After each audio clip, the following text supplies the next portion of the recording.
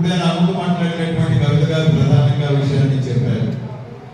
రేపు నవంబర్ 29 అంటే దీక్షా దివస్ అనేటటువంటి పేరు మీద కేసీఆర్ గారు మొట్టమొదటిగా ఈ రాష్ట్రం సాధనకు అనేక కార్యక్రమాలు ముందు చేసిన తర్వాత 2001 నుంచి ఉద్యమంలో అనేక కార్యక్రమాలు చేస్తూ ఉంది.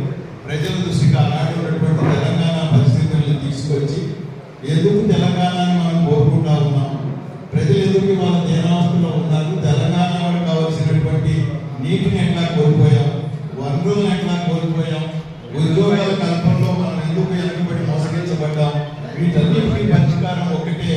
అదే ప్రత్యేకంగా ఈ రాష్ట్ర ఆవిర్భావన అనేటటువంటి ఏకైక లక్ష్యంతో కార్యక్రమాన్ని నిర్వహించి అనేక వత్సరాలుగా చివరిగా 2009 నవంబర్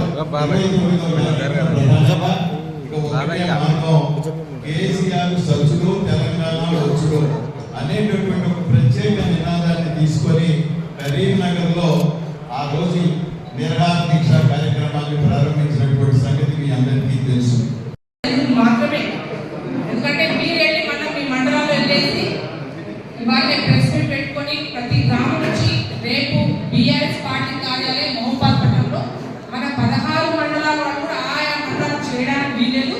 అందరూ కూడా కలిసికట్టుగా కూడా ఆయా నియోజకవర్గ ఇన్ఛార్జీలు, మన పార్టీలు, మండల పార్టీ అధ్యక్షులు కావచ్చు, గ్రామ స్థాయిలో క్షేత్ర స్థాయిలో ప్రతి ఒక్క మన కార్యకర్త మన మహబూబాద్ పట్టణంలో రేపు కార్యక్రమం నిర్వహించడానికి మీరు మీ మండలాల్లో రేపు వెళ్ళి ఇవాళే వెళ్ళి పూర్తి స్థాయి సమాచారం, ఖచ్చితంగా మాకు సమాచారం ఇవ్వలేదు, మాకు తెలియలేదు అని చెప్పకుండా ఇవాళ అందరికీ కూడా ప్రిపరేటరీ మీటింగ్ పెట్టడం జరిగింది.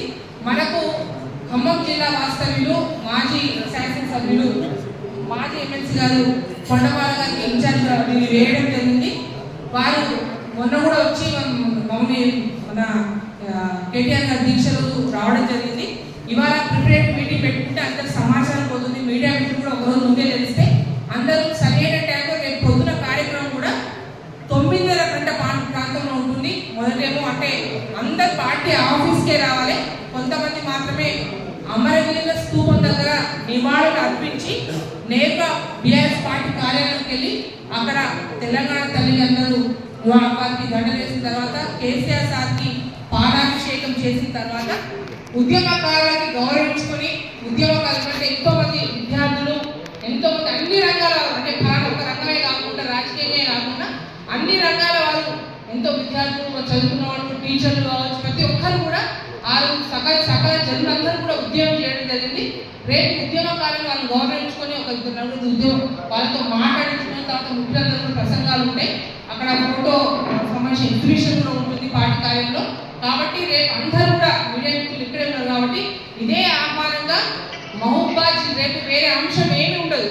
దీక్ష దివాస్ ఏదైతే కేసీఆర్ అంటే మనకు రేపు పండగ వాతావరణం, కేసీఆర్ చాలా విలువైన రోజులు, రేపు మంచి విలువైన రోజులు మనం జ్ఞాపకం చేస్తూ మళ్ళా ఆ అలనాటి ఉద్యమ రోజులు గుర్తు చేసుకొని ముందు రోజుల్లో కేసీఆర్ గారి ఉద్యమ స్ఫూర్తిని తీసుకొని రానున్న రోజుల్లో ఏదైతే మనం చేస్తున్నటువంటి ప్రజల కోసం ఏవైతే చేసే కార్యక్రమాలు అవన్నీ కూడా క్షేత్ర స్థాయిలో తీసుకుపోయే విధంగా కూడా వాటి స్ఫూర్తి తీసుకొని చేసే కార్యక్రమం ఉంటుంది. కాబట్టి రేపు మీడియా మిత్రులు దయచేసి మీకు కూడా ఇదే ఆహ్వానుకోండి.